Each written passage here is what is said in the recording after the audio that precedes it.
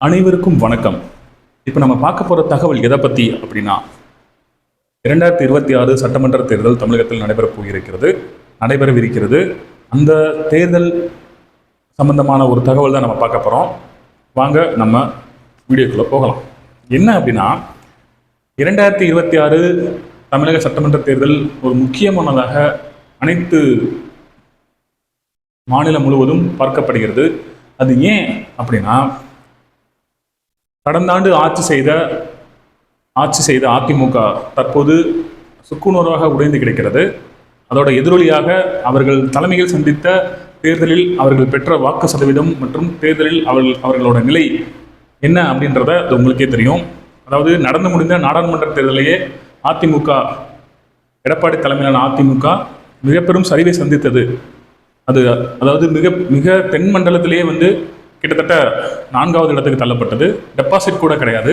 So இதை மாதிரி ஒரு தொடர்ந்து எடப்பாடி தலைமையிலான அதிமுக தொடர்ந்து ஒரு 11-18 தோல்விகளை சந்தித்து வந்தாலும் அந்த தலைமையின் கீழ் ஏன் நேற்று தேசிய கட்சியான பிஜேபி அவ்வளவு எடப்பாடி தலைமையிலான அவ்வளவு தோல்விகளை சந்தித்த ஒரு கட்சியோட அந்த தலைமையை தான் நான் சொல்கிறேன், வேற யாரும் சொல்லலை. எடப்பாடி தலைமையின் இவ்வளவு தோல்விகளை சந்தித்த ஒரு கட்சியோட ஏன் என்டிஏ கூட்டணி அமைக்கணும் அப்படின்ற ஒரு கேள்வி தான் இன்னைக்கு நம்ம பற்றி பார்க்க போகிறோம். அதாவது ஒரு கட்சி அப்படி இருந்துச்சு அப்படின்னா அவங்க என்ன பண்ணுவாங்க, தேர்தலில் கூட்டணி அமைத்து தேர்தலை சந்திக்கலாம். பலம் பொருந்தியவர்கள் தேர்தலை தனியாக சந்திக்கலாம். அம்மாவுக்கு அப்புறம் இப்போ யாருமே கிடையாது. புரட்சித் தலைவி அம்மா அவர்கள் மறைவிற்கு பிறகு தனி ஒரு ஆளாக ஒரு கட்சியாக நின்று மாபெரும் வெற்றி பெற்று அவர்கள் தலைமையின் கீழ் ஆட்சி அமைத்தது அம்மாவை தவிர யாருமே கிடையாது. வரலாறு நீங்கள் திருப்பி பார்த்துட்டீங்கன்னா உங்களுக்கு தெரியும். ஆனால் தற்போது உள்ள சூழ்நிலையில் கூட்டணி ஆட்சி தான் அமையும். ஏன்னா அனைத்து கட்சிகளுமே அனைத்து மாநிலங்களில் பெரிய கட்சிகளான திமுகவும் சரி அதிமுகவும் சரி தன்னோட வெற்றிக்கு கூட்டணி கட்சிகளை ஒரு ஆணித்தனமாக வைத்து கொண்டு தான் தேர்தல் சந்திக்கிறது. அதன்படி பார்த்தோம் அப்படின்னா நேற்று உள்துறை அமைச்சர் அமித்ஷா அவர்கள் எடப்பாடி அவர்களை அழைத்து அவர்களுடன் கூட்டணியை உறுதி செய்தார். ஸோ இதுதான், அதாவது இதுக்கு முன்னாடி கொஞ்சம் நீங்கள் முன்கூட்டி பார்த்தீங்க அப்படின்னா ஒரு 2 வாரங்கள் கூட ஆகாது. ஒரு 2 வாரங்களுக்கு முன்னவரையும் எடப்பாடி தலைமையிலான அதிமுக நிர்வாகிகள், செய்தி தொடர்பாளர்கள், வைகை செல்வன் ஆகட்டும் சரி, நமது அண்ணன் ஜெயக்குமார் ஆகட்டும் சரி, எங்களுக்கும் பிஜேபிக்கும் எந்த சம்மந்தமும் கிடையாது, நாங்கள் பிஜேபியோட கூட்டணி வைக்க மாட்டோம், எடப்பாடி தலைமையின்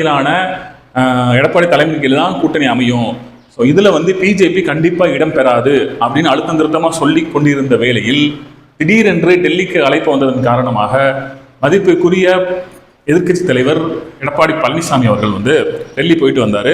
உங்களுக்கு தெரியும், சில பல கார்களை மாற்றிக்கொண்டு சென்று அமித்ஷா அவர்களை சந்திச்சுட்டு வந்தார். சந்திச்சு வந்த அடுத்த வாரமே நேற்று கூட்டணி அறிவித்துட்டாங்க. அதாவது எடப்பாடி தலைமையின் கீழ் கூட்டணி அப்படின்ற மாதிரி ஒரு மாநில கட்சி இறங்கி கூட்டணியை பேசி அந்த டீல் முடிச்சுட்டாங்க.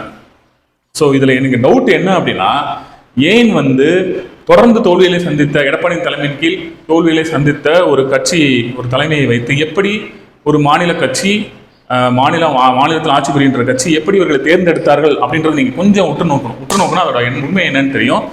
ஏன்னா அந்த கட்சியை உடைச்சதுக்கு காரணம் யாருன்னு தெரியும். அந்த கட்சியை இவ்வளோ தூரம் இவ்வளோ சின்ன பின்னமாக கிடந்ததுக்கு முக்கிய காரணம் உங்களுக்கு யாருன்னு தெரியும் இல்லையா? முழுக்க அது இப்போ மத்தியில் ஆள்ற மாநில கட்சி தான். அந்த கட்சியோட தூண்டுதலின் பெயரில் தான் திருமதி சசிகலா அவர்கள் சிறை சென்ற பிறகு அந்த கட்சியை மிகவும் பலவீனப்படுத்தியது எடப்பாடி தலைமையிலான அதிமுக மட்டும்தான். வேற யாருமே காரணம் கிடையாது.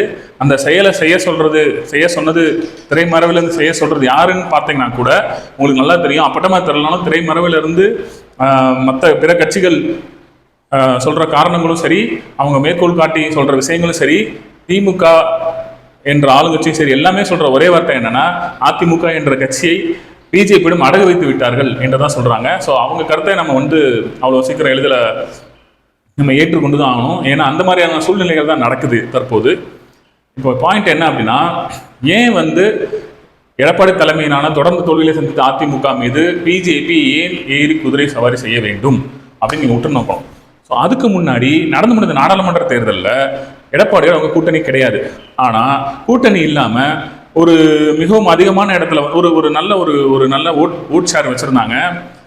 அமமுக என்ற கட்சியோட கூட்டணி வச்சுருந்தாங்க. ஸோ சில ஜாதி கட்சிகளோட கூட்டணி வச்சுருந்தாங்க. கூட்டணி வச்சு சந்தித்து ஒரு கணிசமான வாக்குகள் ஒரு 4-5 இடங்களில் வந்து 2வது இடத்தையும் பெற்றிருந்தாங்க பிஜேபி.